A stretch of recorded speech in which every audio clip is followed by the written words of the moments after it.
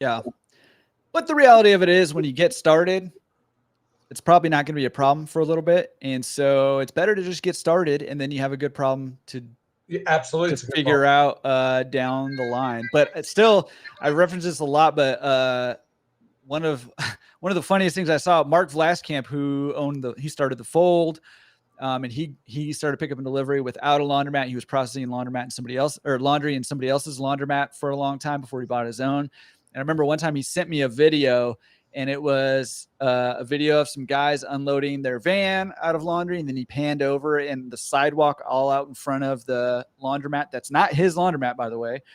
Was full of laundry to be processed. And then he walked into the store with the video, and all along the edges and along the bulkheads, the space between the machines and all that stuff, stacked laundry. He just had laundry everywhere, right? He had a problem, but it was a good problem to deal with, but it was still a problem. And it's one that you're going to have to, it's good to be thinking about that now, but don't let it stop you from getting started, because guess what? It was a problem. It was stressful for Mark, but he got it figured out, and he ended up selling for millions of dollars. So, hey man, take that problem and run with it there.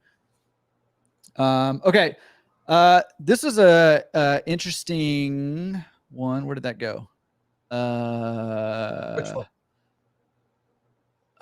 Where'd it go?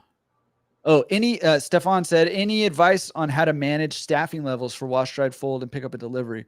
We're having issues where we are getting slammed and staff is being overworked.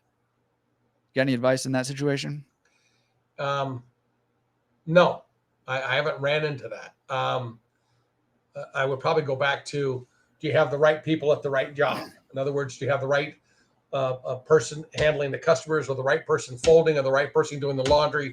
And maybe you need to shift people around to find out who's better at what in your laundry. Just like you need a catcher and a pitcher and a first baseman. Same thing in a wash, dry, fold situation. You need to have the right people in the right place in order to not only run, but run smoothly and advance further. So that's the best I can give on that. Ross might answer it a little different. Yeah, Ross did, and he said exactly what I was going to say. I mean, your first thing is probably just to raise prices, right? Like if you're overworked, you raise prices, right? Worst case scenario is you lose a few of those customers, and you make the same amount of money with less work, and your people aren't overworked yet, right?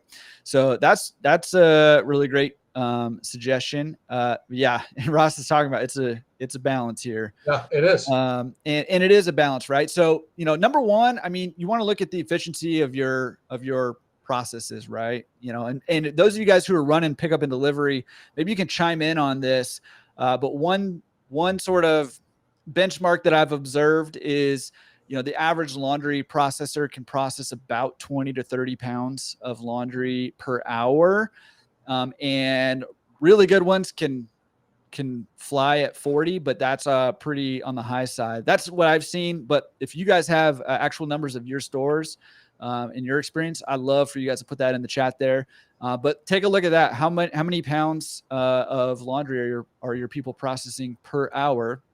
And I would look at store-wide, but also individual laundry processors, going back to, are the right people in the right places? The first thing is raise prices. Second thing, look for efficiencies. Look for things that are holding up your production, your process here, and try to streamline things as much as possible, making sure everybody's in the right places, and your processes are all streamlined. If you have that, if you raise prices and everything is streamlined really well, then you need to look at capacity. Do you have capacity to do more? And if you do, then you need to put a plan in place to bring on more laundry processors.